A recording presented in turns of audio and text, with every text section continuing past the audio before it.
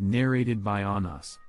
The Prophet said, love for the Ansar is a sign of faith and hatred for the Ansar is a sign of hypocrisy.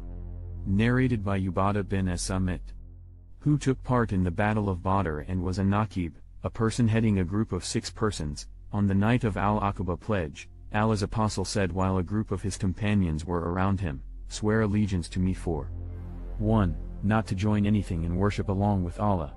2. Not to steal. 3. Not to commit illegal sexual intercourse. 4. Not to kill your children. 5. Not to accuse an innocent person, to spread such an accusation among people. 6. Not to be disobedient, when ordered, to do good deed. The Prophet added, whoever among you fulfills his pledge will be rewarded by Allah. And whoever indulges in any one of them, except the ascription of partners to Allah, and gets the punishment in this world, that punishment will be an expiation for that sin. And if one indulges in any of them, and Allah conceals his sin, it is up to him to forgive or punish him, in the hereafter. Ubadah bin as-Samit added, so we swore allegiance for these points to Allah's apostle. Narrated by Abu Sa'id al-Khudri.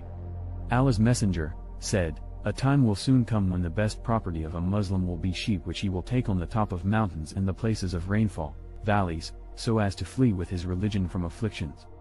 Narrated by Aisha. Whenever Allah's messenger ordered the Muslims to do something, he used to order them deeds which were easy for them to do, according to their strength and endurance. They said, O Allah's messenger, we are not like you. Allah has forgiven your past and future sins. So Allah's apostle became angry, and it was apparent on his face. He said, I am the most Allah-fearing, and know Allah better than all of you do. Narrated by Anas. The Prophet said, whoever possesses the following 3 qualities will taste the sweetness of faith. 1. The one to whom Allah and his apostle become dearer than anything else. 2. Who loves a person and he loves him only for Allah's sake.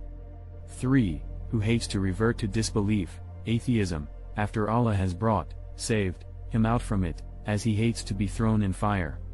Narrated by Abu Sa'id al-Khudri. The Prophet said, when the people of paradise will enter paradise and the people of hell will go to hell, Allah will order those who have had faith equal to the weight of a grain of mustard seed to be taken out from hell. So they will be taken out, but, by then, they will be blackened, charred. Then they will be put in the river of Haya, rain, or Hayat, life. The narrator is in doubt as to which is the right term, and they will revive like a grain that grows near the bank of a flood channel. Don't you see that it comes out yellow and twisted? Narrated by Abu Sa'id al-Khudri.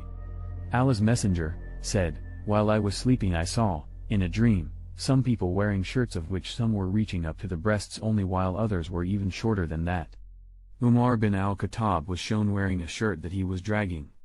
The people asked, how did you interpret it? What is its interpretation, O Allah's messenger?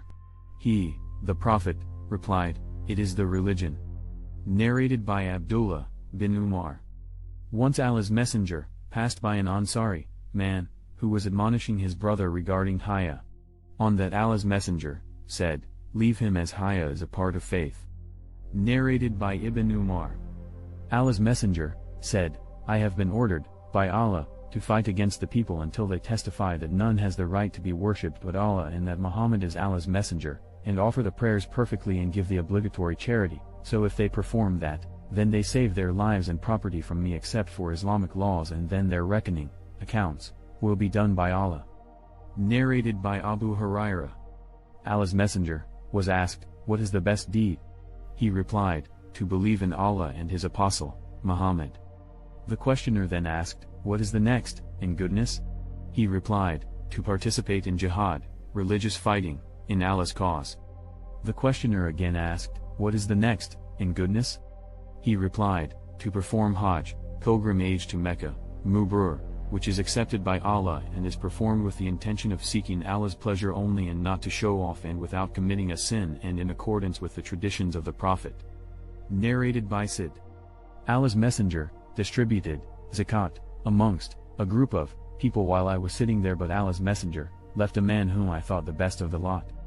I asked, O Allah's messenger, why have you left that person? By Allah, I regard him as a faithful believer. The Prophet commented, or merely a Muslim. I remained quiet for a while, but could not help repeating my question because of what I knew about him. And then asked Allah's Messenger, "Why have you left so and so?" "By Allah, he is a faithful believer." The Prophet again said, "Or merely a Muslim?" And I could not help repeating my question because of what I knew about him. Then the Prophet said, "O Sid, I give to a person while another is dearer to me, for fear that he might be thrown on his face in the fire by Allah." Narrated by Abdullah bin Amr. A person asked Allah's Messenger, "What sort of deeds in or what qualities of Islam are good?" He replied, "To feed the poor, and greet those whom you know and those whom you don't know." Narrated by Ibn Abbas. The Prophet said, "I was shown the hellfire and that the majority of its dwellers were women who were ungrateful." It was asked, "Do they disbelieve in Allah? Or are they ungrateful to Allah?" He replied, "They are ungrateful to their husbands and are ungrateful for the favors and the good, charitable deeds done to them. If you have always been good, benevolent, to one of them and then she sees something in you, not of her liking, she will say, 'I have never received any good from you.'